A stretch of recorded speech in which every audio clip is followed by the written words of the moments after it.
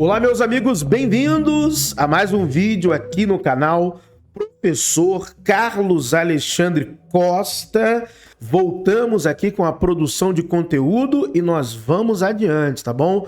Agora estaremos aqui ativamente em todos os canais do Universo VOB, né? Os canais que estão aí vinculados ao canal Verdades Ocultas da Bíblia, e o Professor Carlos Alexandre Costa é um destes canais. Eu fiz um vídeo lá no Verdades Ocultas da Bíblia, colocando para vocês de maneira clara, objetiva e técnica, por que nós temos essa cultura, essa demonstração de cultura de oráculo, melhor dizendo, acerca de Urim e Tumim na Bíblia hebraica. Eu estava analisando justamente este vídeo aqui. A consulta a Urim e Tumim no Antigo Testamento deve ser considerado místico. César Cavalcante está aqui conversando com o pastor Joaquim e eu exponho lá esta questão. Neste vídeo, nós vamos nos aprofundar mais ainda com um estudo que eu trouxe para vocês. Então, lá no Verdades Ocultas da Bíblia, eu fiz um react e também uma análise daquilo que eles vão comentando. E eu trago para vocês, numa aula, como que isso está contextualizado na Bíblia hebraica. E aqui nós vamos se aprofundar ainda mais nesta questão. Vamos ler um estudo, um artigo que eu quero trazer aqui para vocês. Então vamos lá, vamos ao estudo. Urim e Tumim no horizonte do Antigo Oriente Próximo. Paralelos rituais e linguísticos. Então vamos lá. Urim e Tumim figuram entre os dispositivos oraculares mais obscuros da religião israelita antiga. Porque a Bíblia, no seu próprio contexto, não nos traz uma origem clara de como esse ato começou, de como essa prática teve início e de como essa prática se relaciona com Javé.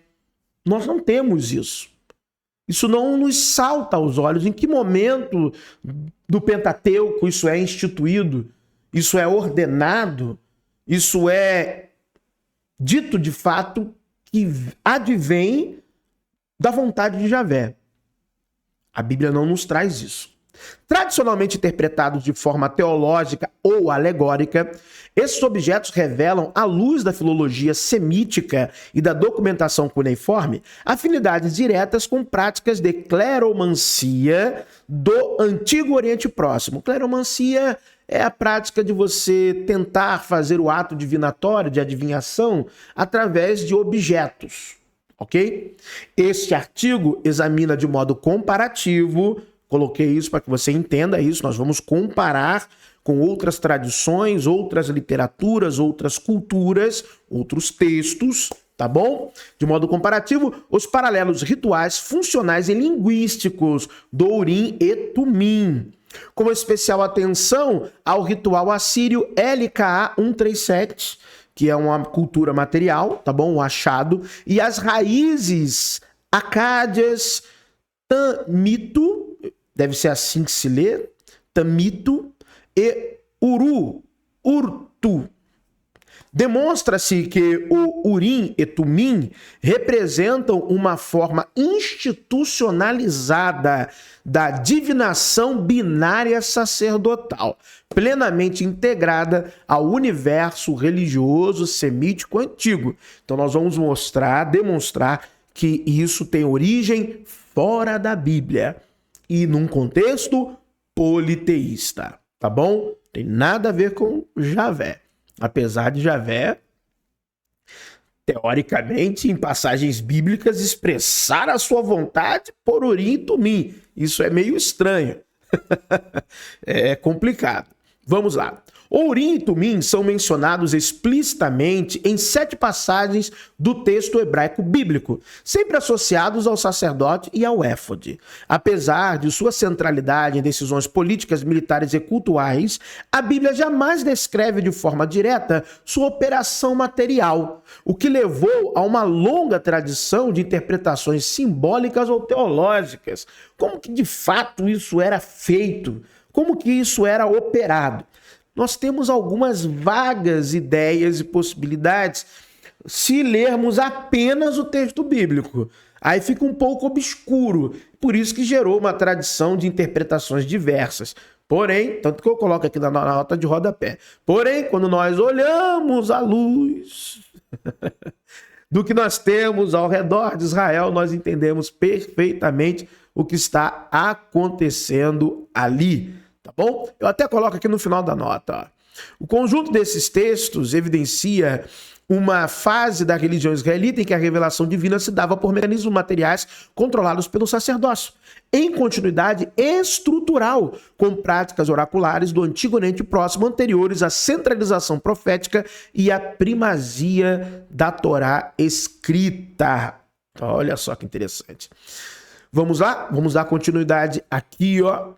Entretanto, quando analisamos dentro do contexto mais amplo do Antigo Oriente Próximo, tanto o modo de funcionamento quanto a terminologia associada ao Urim e Tumim, encontram paralelos precisos em textos mesopotâmicos, especialmente nos domínios da cleromancia e da psifomancia. Cleromancia, né, através ali de objetos, psifomancia, psifos, pedrinhas, né?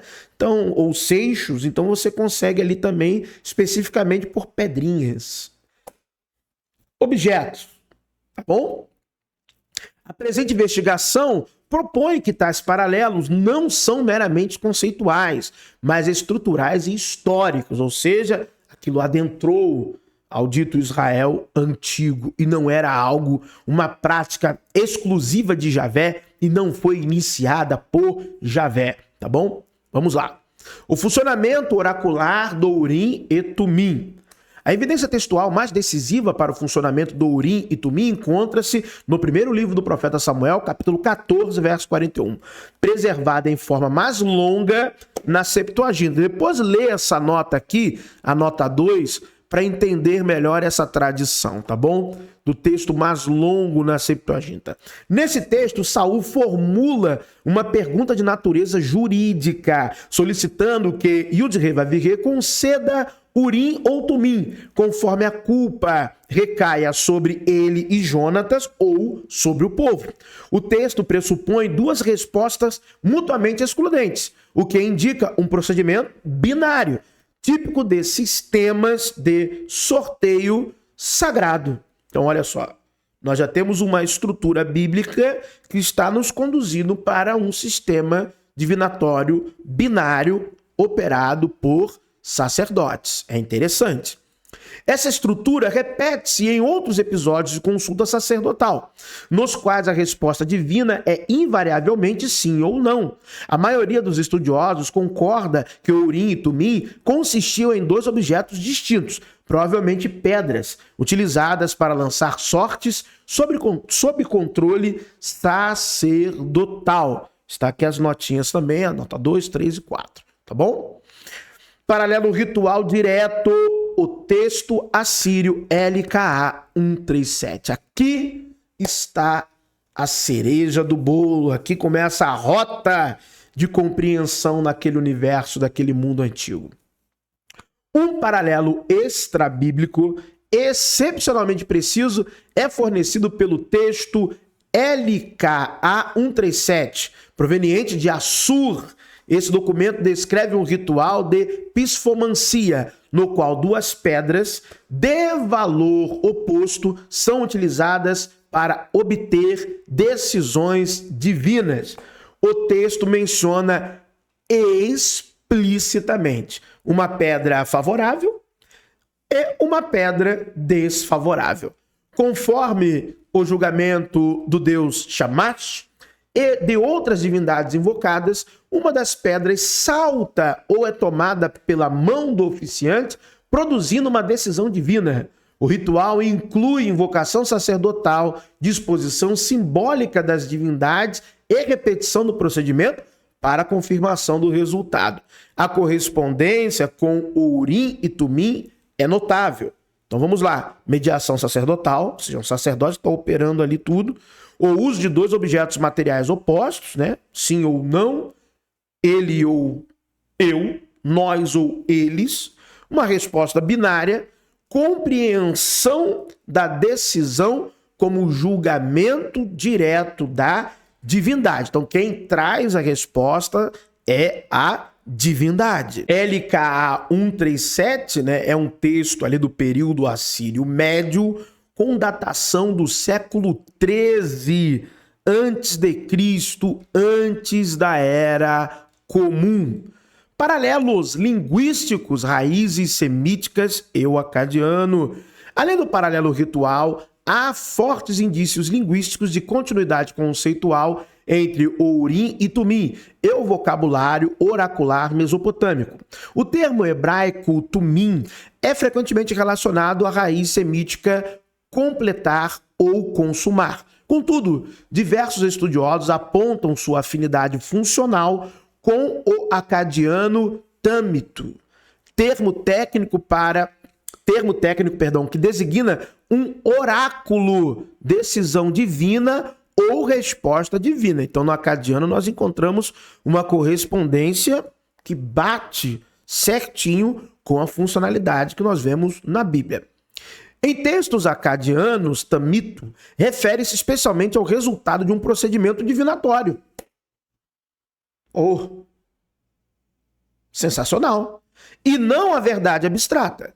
Essa acepção encaixa-se com precisão no uso bíblico de Tumim, como portador de julgamento. O termo Urim foi tradicionalmente associado a luzes, mas essa interpretação carece de apoio contextual. Exatamente, né? Na literatura, textualidade bíblica, Urim e Tumim, luzes e perfeições. Quando nós adentramos ao universo de compreensão das línguas semíticas, o acadiano, a gente começa a ver que há um sentido, há uma relação de que realmente são objetos que eram utilizados para fazer adivinhação. Tem nada a ver com a vontade de Deus único, monoteísta, Javé. Qualquer Deus, está no contexto politeísta. LKA 137 agora também é questão linguística. Mus Arnault já observava que não há evidência bíblica de emissão luminosa real associada ao Urim. Alguns estudiosos sugerem relação com raízes acadianas como Uru ou Urto, associadas à decisão, ordem ou veredito, embora a etimologia permaneça debatida, mas dentro do contexto está indo ali. O ponto central é que, assim como o tamito, o termo não descreve uma abstração moral, mas um instrumento ou resultado de julgamento divino. Meus amigos, a prática de Urim e Tumim que aparece na Bíblia hebraica é oriunda de um contexto politeísta. Não é revelação exclusiva de Javé, não é mandamento exclusivo de Javé, não é mecanismo de operação de um Deus único, de um monoteísmo judaico. Não, eram práticas já utilizadas naquele mundo antigo e que estão ali sincréticas na literatura monoteísta, vamos dizer assim, né?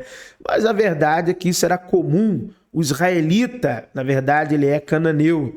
O israelita é só uma designação étnica de reconhecimento de um grupo e não de uma linhagem de pessoas, como nós, às vezes, acabamos se confundindo se apenas nos atermos à leitura da narrativa bíblica e não estudarmos genética, não estudarmos as questões históricas reais, tá?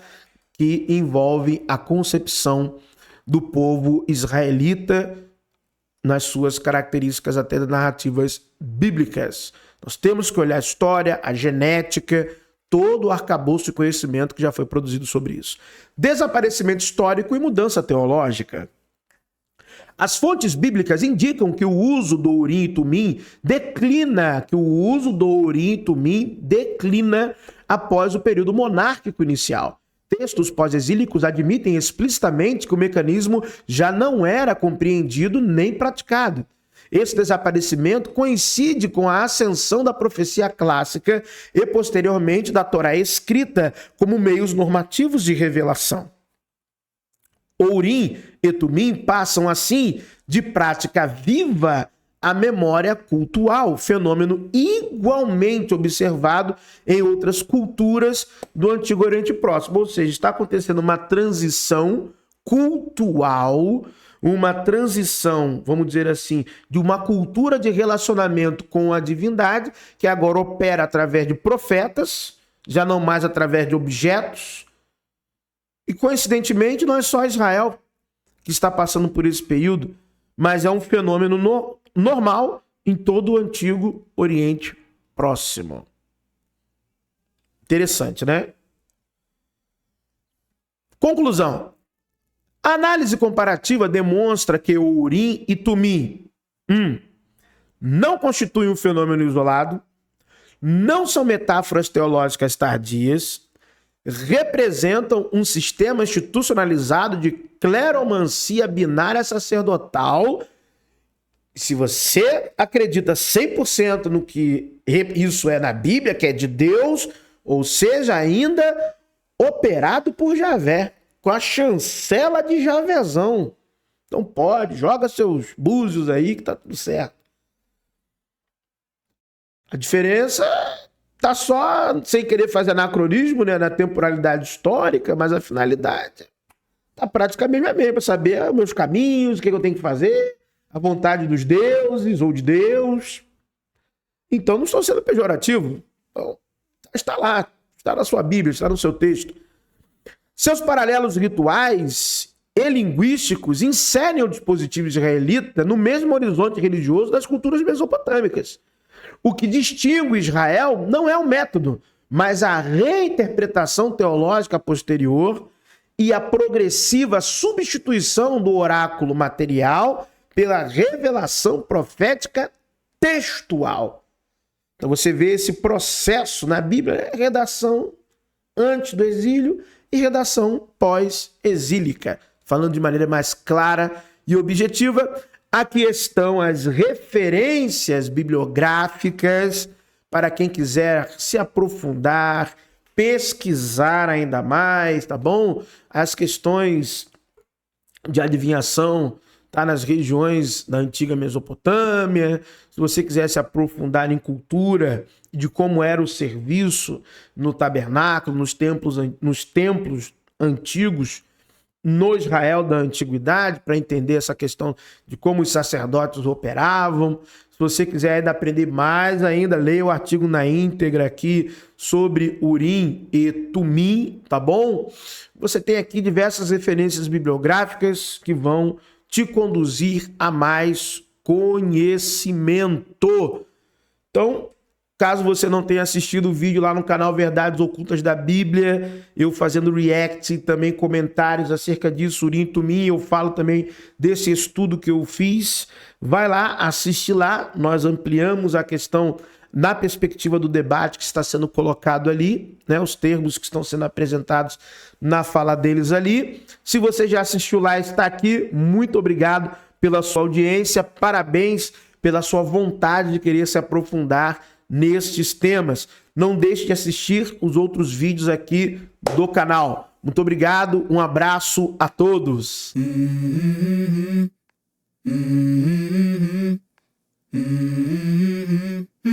Let's go. I wake up to a little bit of drool on my pillow, feel like it's gonna be a bad day. Yeah, I'm tired of shit and the coffee ain't hit yet, damn ain't that great. I don't wanna go to work.